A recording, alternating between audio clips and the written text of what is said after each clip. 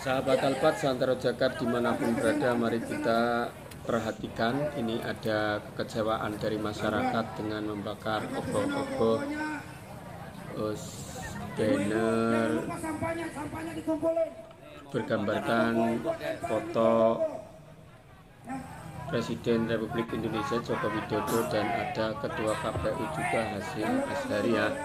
Mari kita lihat bersama-sama. Kemudian nanti juga ada orasi dari Refli Harun, di mana Refli Harun mengungkapkan beberapa kekecewaan di depan kantor KPU. Bakar sampahnya di bawahnya, bakar sampah di bawahnya, sampahnya dibakar, jangan dirobohin. Bakar sampahnya mana? Tadi yang dikumpulin dan ke sana semua. Kita bakar sampah, bakar itu. Sampahnya dibakar, nanti otomatis. Jangan dirobek. Nah, sampah-sampahnya kumpulin di sana. Biarkan itu, bannya kalau masih ada bannya, bakar lagi bannya itu. Jangan dibanting. Biarkan ogogonya terbakar dengan sendirinya. Nah, timpukin aja pakai sampah, Jangan dirobohin, jangan dirobek-robek. Udah biarkan. Bakar sampahnya aja kumpulin. Sampahnya bakar di bawah itu, di bawahnya bakar. Ini wajah-wajah komplotan penipu hulung. Di situ ada Pak Jokowi, di situ ada Hasyim Asyari, di situ ada Ketua Bawaslu, di situ ada Hakim MK. Nah, dibakar aja biar terbakar dengan sendirinya, nggak usah digoyang-goyang. Bakar sampahnya aja di bawah. Bakar sampahnya banyakin biar terbakar.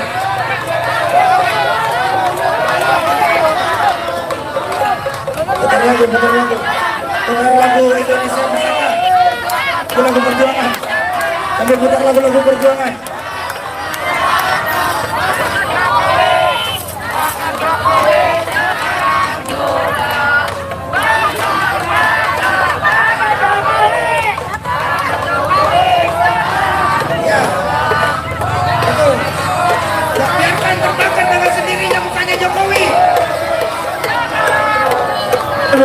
Lagu berutannya. Sampahnya kumpulin, bakar di bawah itu, di bawah ogogo. Sampahnya di situ sambil bakar sampah. Memang tampang Jokowi, tampang Hasyim Asyari, Ketua Bawaslu, Anwar Usman itu tampang sampah. Hanya menghasilkan pemilu sampah. Biarkan terbakar. Dan inilah orasi Refli Harun. Refli Harun sangat lantang menyuarakan tentang hasil pemilu Pilpres 2024 ini. Dan yang paling menarik nantinya adalah di tengah-tengah ya. Di tengah-tengah orasi ini bagaimana Refli Harun menyebutkan bahwa Pak Jokowi telah menitipkan kepada pasangan 02 yaitu Prabowo Subianto dan Gibran agar 4 orang itu dimasukkan dalam kabinet.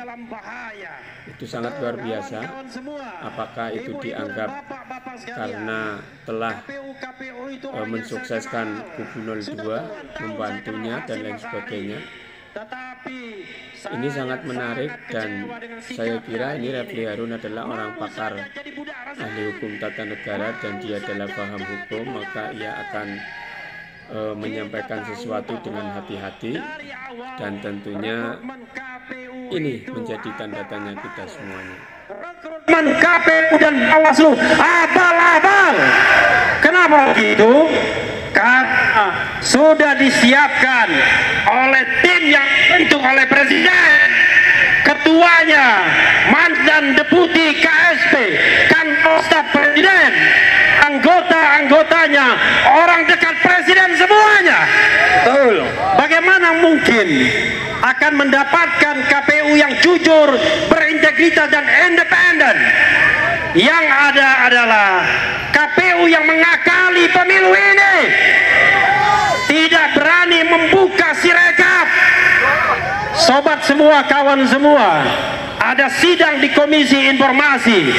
KPU tidak berani datang untuk menjelaskan soal real count, untuk menjelaskan soal sirekap dan lain sebagainya. Kenapa begitu? Saya mulai satu-satu ya. Sirekap itu benar alat bantu. Sirekap itu hanya alat bantu.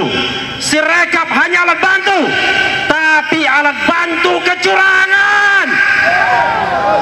Sirekap alat bantu kecurangan, bukan alat bantu untuk menunjukkan bahwa pemilu itu jujur dan adil. Betul. Itu ada mobil mewah masuk di KPU. Mobil siapa itu? Jangan-jangan mobilnya Hasyim Asyari.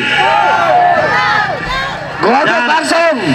Dan memang KPU nyaman hidupnya, digaji negara besar, diberi honor besar, diundang seminar, dikasih honor dan lain sebagainya. Karena itu dia tidak berkepentingan terhadap pemilu yang jujur dan adil. Jadi sobat era sekalian, kalau misalnya KPU berani membuka sirekapnya, audit sirekap, mengapa Cina terlibat di dalam sirekap misalnya, itu menjadi suatu soal yang sangat penting kita masalahkan. Mengapa KPU Depok mengatakan bahwa seolah-olah sirekap itu bisa jalan sendiri? Ada pihak-pihak yang mengendalikan sirekap. Jadi kawan semua, ibu-ibu dan bapak-bapak semuanya, kita sudah diorkestrasi kecurangan ini. Tidak hanya ketika pemungutan suara, tetapi ketika KPU dibentuk. Ketika KPU dibentuk sudah curang. Sobat semuanya, kawan semuanya, selain KPU, agen kecurangan lain adalah Mahkamah Konstitusi. Sekali lagi kita ingatkan, Mahkamah Konstitusi agen kecurangan. Tetapi di antara hakim-hakim Mahkamah Konstitusi masih ada 1-2 hakim yang paling tidak yang lurus. Hakim yang lurus itu mau dipermasalahkan, mau ditembak, mau di DKPP-kan, mau dikode etikan. Jadi sobat semuanya, kita harus lawan ini semua. Betul. Karena kecurangan, karena keculasan, karena ketidakberesan, karena ketidakadilan, ini sudah by design, sudah direncanakan terlebih dahulu. Bahkan kawan-kawan semuanya, bagaimana mungkin pemungutan suara 14 Februari tetapi Istora sudah dipesan 2 hari sebelumnya untuk selebrasi kemenangan. Teman saya tidak sebutkan namanya, sudah dipanggil dari kubu 02. Sudahlah, kalian tidak usah lagi bergerak karena kemenangan sudah ditentukan. Itu 1 pekan sebelumnya. Yakin gak kalau pemilu ini curang? Curang. Yakin gak kalau pemilu ini curang? Yakin. Apakah relevan lagi kita bicara tentang penghitungan suara? Tidak. Kalau semuanya sudah direncanakan. Kawan-kawan semua, sebagai contoh misalnya, pada tanggal 14 Februari ketika hari pencoblosan,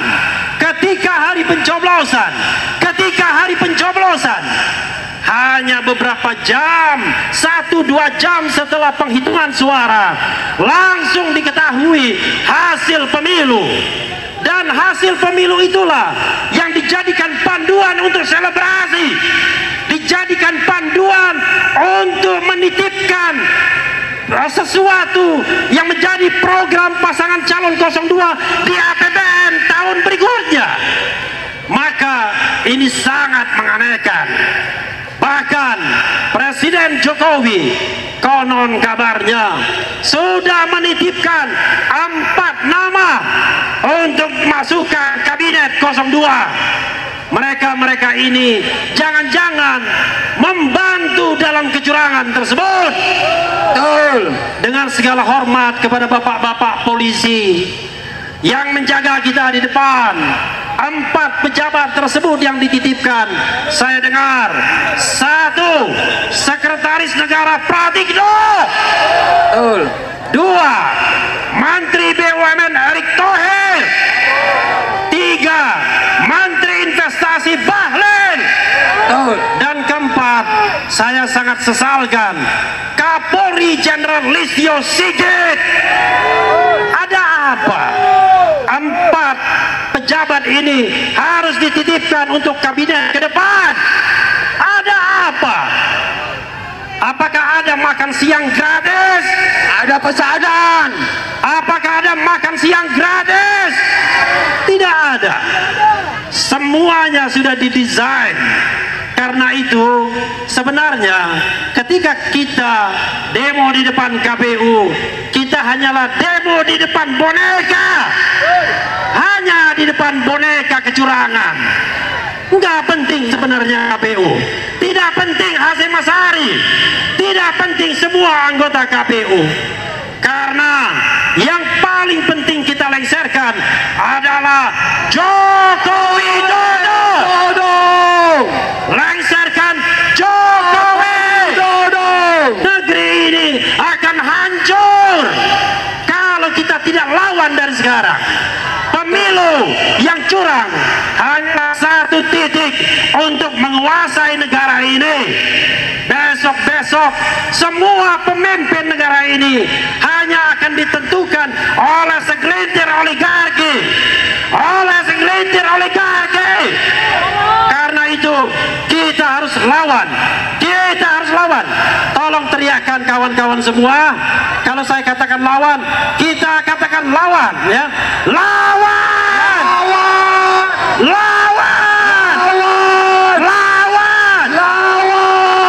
Allahu Akbar! Allahu Akbar! Allahu Akbar. Allahu Akbar! Wassalamualaikum warahmatullahi wabarakatuh.